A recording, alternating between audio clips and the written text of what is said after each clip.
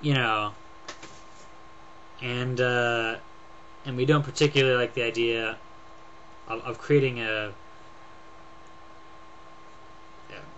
upper class, a permanent, like an aristocracy. Is that how you say it? You know, of people just like passing down inheritance each time and just keep getting so much money back that the next person in line doesn't have to do anything. And okay, I'll admit, if it's your money, you can do that. But when there are starving people on the streets, you can see why we want to not take all the money away from the rich people and institute communism, but, you know, increase taxes and get some food to the hungry. You know, again, if you have a better way of feeding the hungry, that'd be great. Let's figure out how that way is. I never hear anything about that from conservatives, though. It's like, oh, private donations can do it. Like, well, then, can we at least encourage private donations? Can the government do something? I mean, something, you know? I don't know, man. Granted, the knee-jerk reaction to always build another government program is probably just as bad as the knee-jerk reaction to always cut taxes. Let's get rid of the knee-jerking on both sides, alright? Number 5, and the last one. They failed to grasp the essence of being an American. Unlike other countries of their time, our 18th century founders, when writing our remarkable Constitution, guaranteed us personal freedom within the limits of the moral code, personal responsibility. While being protected from enemies both foreign and domestic, Americans were released to use their brains and energy to fulfill their dreams. The miracles of our progress became known worldwide. That progress proved that individuals voluntarily cooperating with each other, not government programs with high costs, can achieve great things for everyone. I am not willing to give all that up for the tyranny of a big government. A big nanny government. Speaking of big governments, have you seen how the budget has gone up during the Bush administration? I hear some conservatives are mad about that. Ridiculous amount of spending. Even if you discount the increase in military spending, there's just an increase in spending everywhere. I thought you guys were trying to save money and reduce the deficits. And oh, that's right. At the end of Clinton's term, we had a surplus. Not a deficit. Now we have a deficit again, like $1 trillion.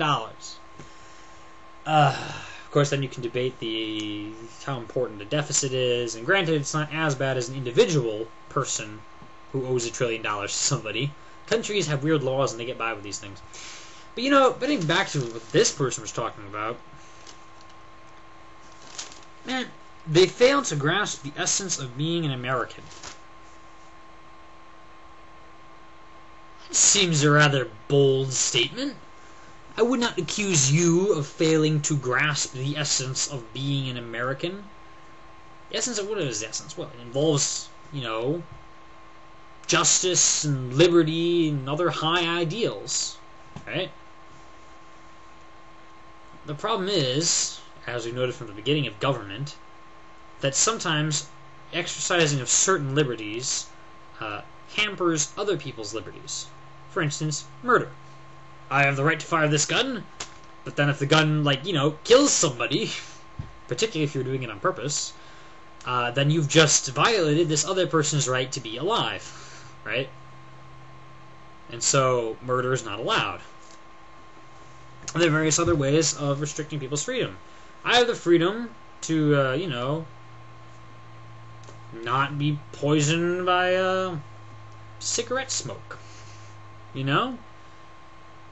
I don't particularly think the government should stop people from smoking in their own homes.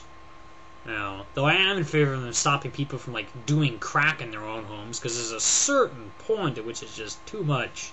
And somebody needs to, like, come in and save you, you know, from yourself. But, you know, let's talk of the nanny state. Yeah, it can go too far. It's got good intentions anyway. Individuals voluntarily cooperating with each other can achieve great things for everyone. You know, there's got to be a certain amount of government work because, and here's the deal, right? The government is, or at least should be, an extension of the people, right? So the free market is the people collectively doing stuff and essentially making collective decisions without actually getting together and talking about it. And the government is where they actually do get together and talk about it and make conscious choices.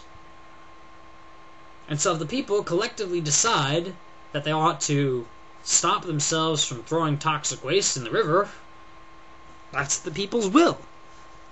Isn't that what America's about? Isn't that